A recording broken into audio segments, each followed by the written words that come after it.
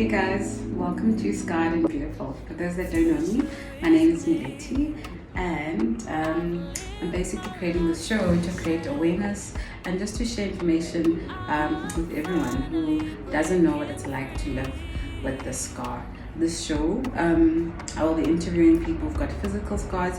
I know we've got internal scars, emotional scars, but I purely wanted to just focus. We have scars, for scars that we can visibly see, and it's basically to take you through our day-to-day life and what it feels like to live with the scar, the insecurities or life challenges that we have had to overcome. How scars has affected us as a man or a woman in terms of approaching the world, and how we've had to deal with that and overcome those emotions and just showing up to the world boldly. Before I get into the story, I actually like to show you my scar. Many years ago, I was actually bitten by 4 Rottweilers when I was 8 years old. As a young adult, as a wife, and as a mother. How my scar has affected me in a positive and a negative way throughout my existence, actually. So here goes. I can actually remember when I came home from hospital. You've been away from home for such a long time, and I really just wanted to get back home. And you won't believe, again, we had plenty of dogs. So when I got home from the hospital, our dogs just had puppies, and I told my parents I actually want to sleep with the puppies, and I slept with, I think there were 4 puppies. But then the next day, my little sister woke up and she had to go to school, and I couldn't go. And this happened for a while, until I actually got frustrated because I just wanted to be like everybody else. And I then said to my parents, I'm ready to go to school. And now when I went to school, I was walking with crutches, and everyone looks at you, everyone. And when I say everyone, all the kids at school and the teachers as well, I think they want to, I feel like people want to gauge from your facial expression what your reaction is. So I had to be strong. And you don't even know what the word strong is when you're young. But I walked into school and I had to be strong, and I always had to be the child sitting on the chairs, especially when it was assembly. And a part of me also wanted to fit in, and I wanted to be like everyone else. And then I went home and I actually told my mom, and I was like, I actually want to sit down like every other child. And not knowing that the following week on a Friday was assembly was usually on a Friday. And I just got up from the chair and I put my crutches down, and I actually then sat down, and I could feel my foot, my leg actually cracking like the bones, because I just decided I want to force myself so that I can be like everyone else. And I didn't feel anything. I was actually happy that I could sit.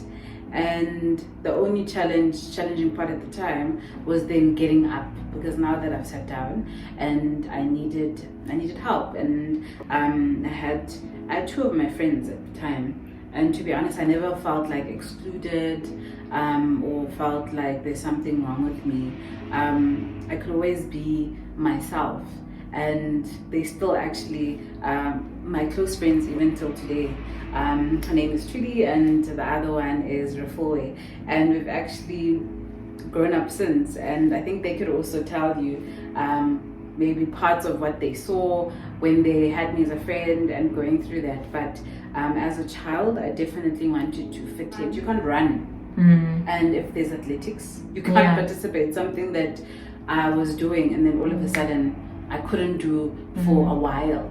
And you also, you don't realize at the time that you mourn it, but as a child, you don't even know what mourning is. You just could do something, and then you can't do something, and then you have to understand when someone says, no, you can't participate, your leg. You can't run, your leg. You can't sit down like everyone else, your leg. So I had to understand without knowing that I can't participate in a lot of things. So by the time I forced myself, it was because of out of frustration, and I wanted to fit in, and I wanted to have a normal life. It's funny because I actually didn't give anyone time to react or even look, because I never wore any shorts, number one, and even skirts. I always made sure my skirts were always covering my scars, right until actually university. So I always hid my scar. I feel ashamed, and I didn't want to be asked.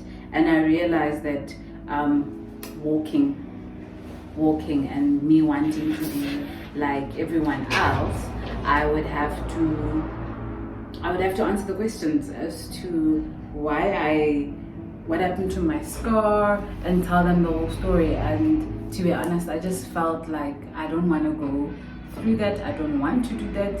And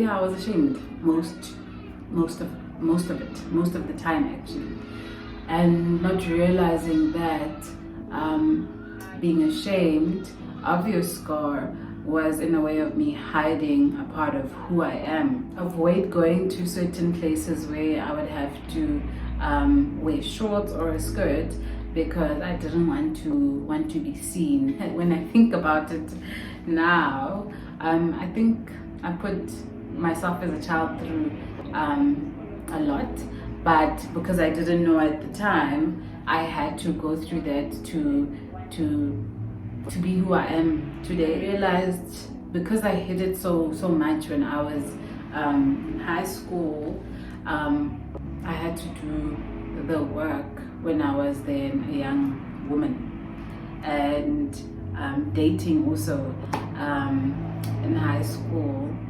I didn't really, I dated, but it wasn't like I would never wear things that would reveal my body. Definitely always made sure that I wear high-waisted jeans or just long pants. Yeah, and even when I went to the swimming pool with my friends and stuff, I always covered.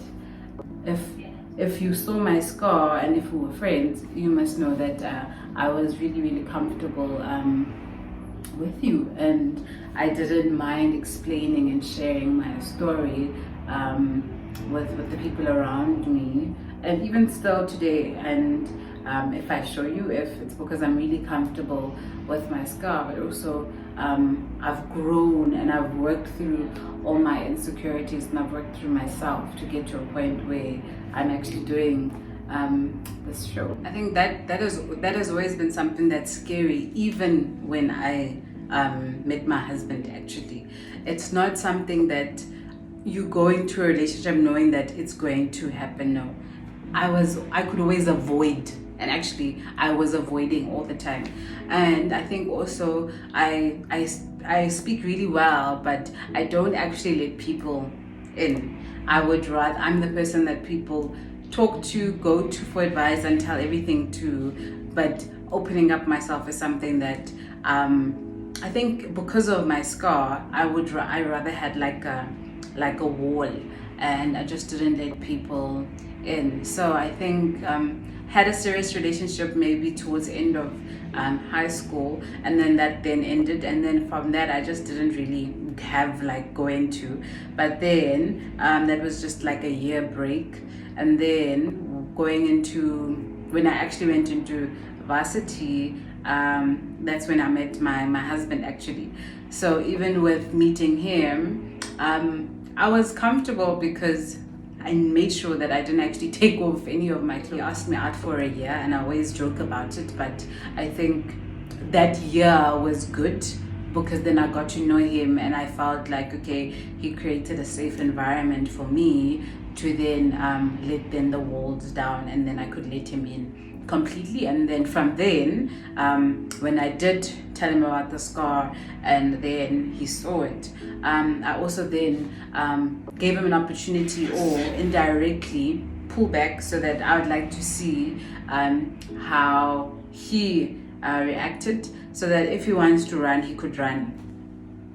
But that never happened.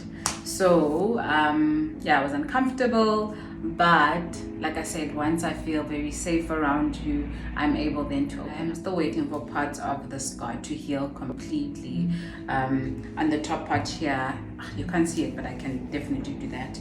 Over here, I'm still waiting for this part to heal so I can put a needle throughout and not feel anything. And parts of it, like here, I could put a needle and not feel anything, but now I do. So I have to wait for the entire leg to feel pain, which means then it is back then to life. And then if I want to have a plastic surgery, I could if I wanted to, but I don't think that I would. I've had to live with my scar from a child up until now. There isn't a reason for me to say I want to have a plastic surgery. I've embraced it, and I can rock shorts, I can rock skirts. My scars now show me that I've survived life, and there's nothing that can prevent me from going out and getting what I want. So if people ask me, why not, I invite them over, and I just want to share with them and just let them know. And I think it makes me happy because I'm able to I think I studied human resources, and I've got I basically get to know people before they interact with me, and I think my scar has helped me have interest in getting to know people and also gravitating towards how people feel really internally. I'm always the person that asks, how are you really doing? And I pass all the surface stuff and I just want to get inside. I embraced my scar, it's who I am, and it's me. I wouldn't be Nyeleti if I didn't have a scar, and there wouldn't be this show if there wasn't Nyeleti with a scar. And it's taken me all these years to realize that. My child just loves me, and in him coming into the world, I am Nyeleti with the scar, and I don't think he has an idea of a mommy not having a scar. And I think when he gets older and him being around other women and his aunts, cousins, and if we're out in public wearing shorts and becomes more aware, I think then he will definitely see, and then that would be then an opportunity for me then to have this conversation. I think for the longest time I didn't think I was beautiful. So even when someone said it, I really did not believe it. I just thought, oh, they're just being really, really nice. And I never took it in. I would basically brush it off. And that's one thing, yes. And I felt like I've always, because I have a scar, I felt like I've always had to fit in. But because I had a scar, I didn't fit in. So I felt like I am the girl that isn't meant to fit in. And I think that I think it did hurt me psychologically, and I'm saying I've had to deal with a lot of my insecurity and deal with myself emotionally to get to a point where now I know that to strengthen my scar, and I know that there's, I think with doing the show and getting to this point, I know that I'm not afraid of anything. I know that your scar is a part of your journey, and it's part of your story, and your scar is evidence that shows that life tried you but couldn't, and it failed, and I have a chance to live and fight, and every day I've been fighting. Thank you so much for tuning in on my story, and I would actually like to extend this to anyone and everyone who feels like it's time that they share their story. Please do DM me, please do contact me, and together we can inspire the world and just make a difference in our communities and in our social circles, and just be a force to be reckoned with. We are beautiful just the way that we are. We have so much going for us. I'll be sharing this show with a bunch of awesome people who are willing to just share their story with the world. Yeah, I'm looking forward to it, and thank you so much for your time, and thank you so much for tuning in. And like I said, love and light to all of you.